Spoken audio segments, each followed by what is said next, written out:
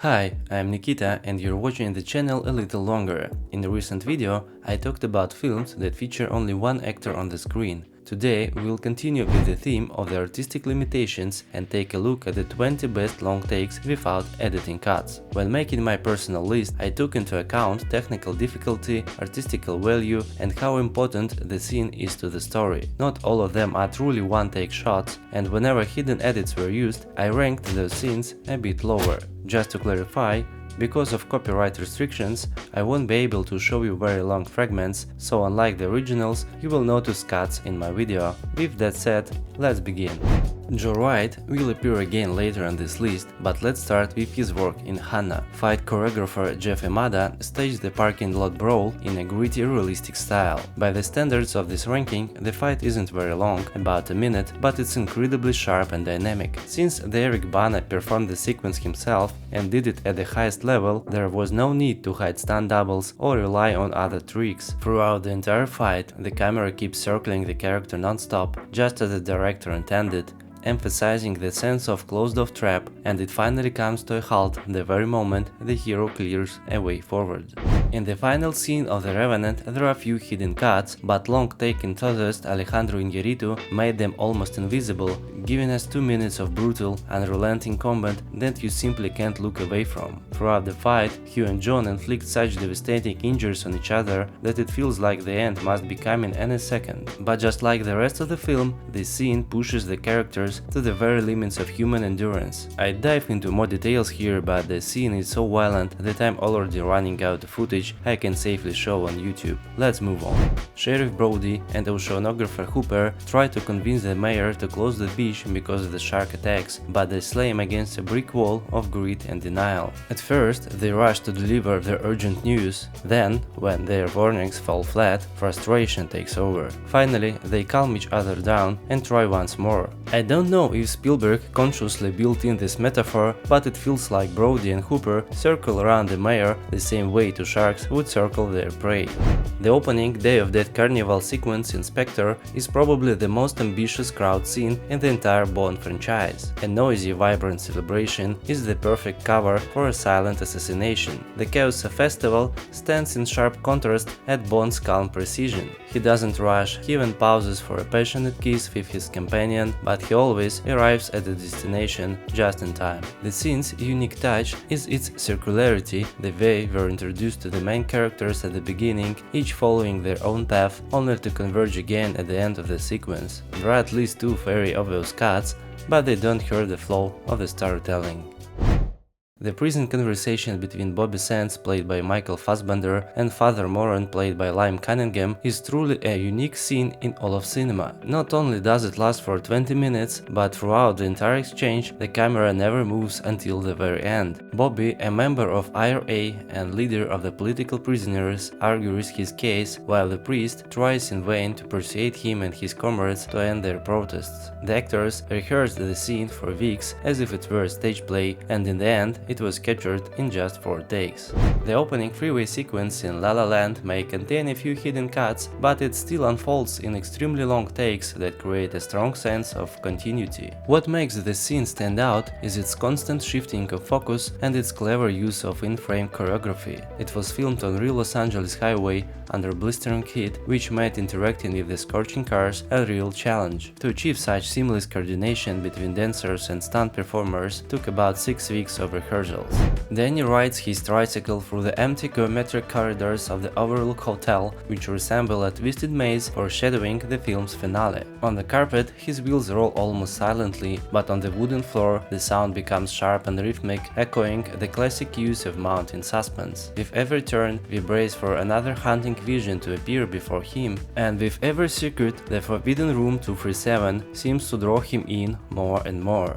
Although Baby Driver is not a musical, the entire film is choreographed to music. Even in fights and car chases, there is a distinct rhythm, almost like a dance set to the beat. and the coffee run in the opening credits is essentially one long dance sequence with every move of dozens of extras carefully synchronized. The 10-minute staircase fight in Atomic Blonde is presented as a single seamless scene, though in reality it contains around 20 hidden cuts, which is actually quite a few for that runtime. What really stands out here is the fight choreography. Every punch, hold and the twisted limb looks painfully convincing. The sheer force with which Charlize Theron's character strikes leaves no doubt as how this seemingly fragile woman could take down a squad of thugs. Director David Leitch and the cinematographer Jonathan Sella managed to keep the action gripping throughout even in such confined space. The visual techniques constantly shift to maintain tension. Sometimes we are shown the threat waiting just around the corner, while in other moments danger slips out of frame only to return unexpectedly. It's also worth mentioning that Charlize Theron performed most of her own stunts in the scene at cost of a broken tooth.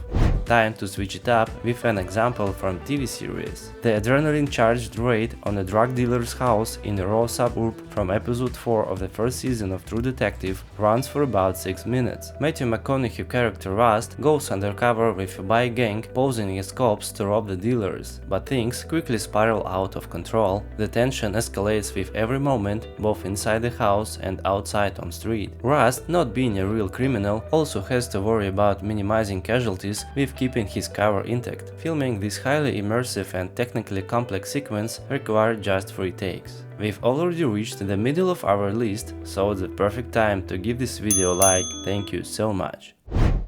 Ray Liotta's Henry takes Karen, played by Lauren Bracco, on a date to the luxurious Copacabana club, but as a powerful mobster, he isn't about to wait in a line at the front entrance. Instead, he leads her through the back door. Along the way, they run into plenty of people who greet Henry warmly, exchanging quick remarks with him. Everyone respects him. With this scene, Martin Scorsese shows us the hero's status, the sweet side of his criminal life. The manager personally greets them, has a table set up right at the front, and even the singer on stage acknowledges Henry. Combined with the generous tips Henry hands out, it's no surprise Karen starts to wonder which kind of work he actually does. Another TV show on our list, a scene from episode 3 of the first season of Kidding, showcases the transformation of Shina's character under the positive influence of Mr. Pickle's show. As her mental state changes, so does the environmental of her room. This 2-minute sequence was shot without editing or digital effects. All the changes in set design and lighting happen thanks to the lighting-fast teamwork of stagehands and stand-ins. You can fully appreciate the complexity of the sequence by watching the behind-the-scenes video.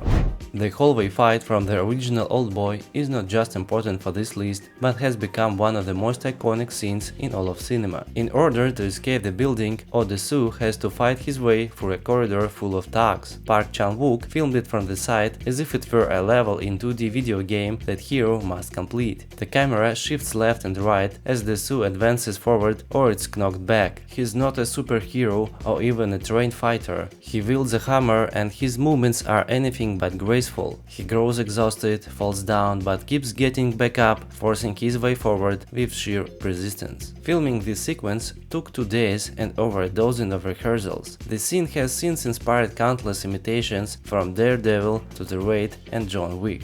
We see a man planting a timed bomb inside a car just moments before 2 people get in. Starting with a close-up, the camera soon rises on a crane floating above the busy city. The car with the bomb gradually shifts into background while our attention is redirected to another couple. Yet the rigged car always remains nearby, keeping us anxious for the character's safety. The scene is a remarkable example of in-frame editing with constant changes in framing and camera movement speed. At the same time, the camera doesn't just show the action, it actively builds tension, freezing in place like on a tripod exactly when we want the characters to move far away from the bomb. It also worth noting the strong shadows cast by the low-set lights, which add extra dynamic to the sequence.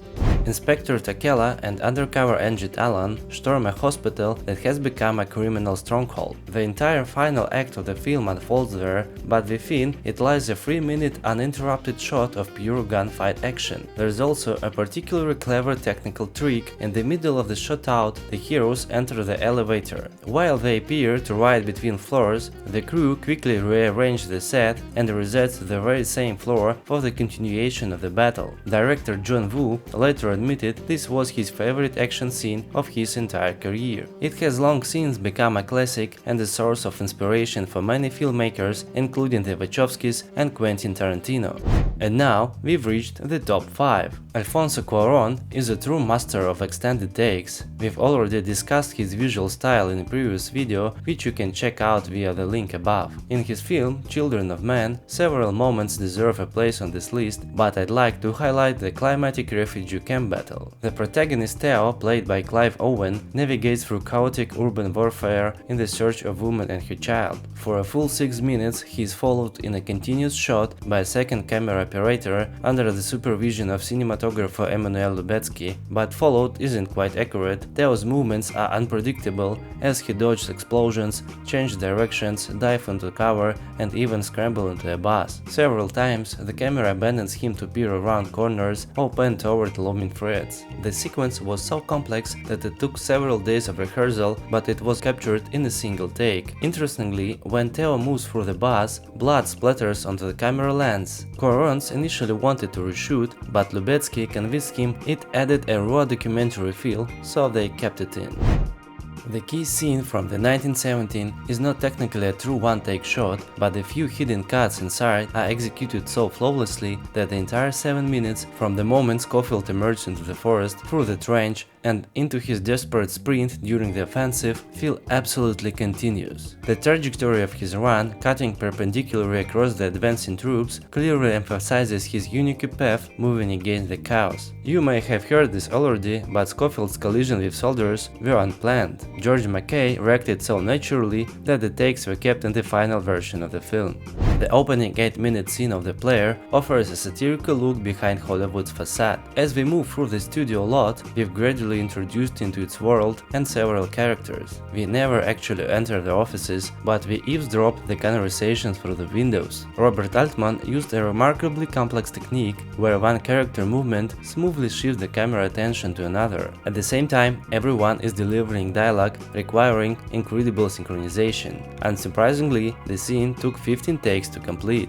The restaurant fight from The Protector can easily be considered one of the greatest fight scenes in cinema history. Over the course of 4 uninterrupted minutes, Kham storms up the restaurant's spiral staircases, taking down dozens of enemies in brutal hand-to-hand combat. Practically every opponent gets his own unique elaborate stunt in the style of Jackie Chan. This is one of those cases where continuity not only deepens immersion, but also multiplies the audience's amazement at each successive move. The vertical movement adds another layer of difficulty. The hero repeatedly dashes up the stairs out of frame, only to dramatically throw another 4 back down. The take that made it into the film was the 4th of 5 attempts.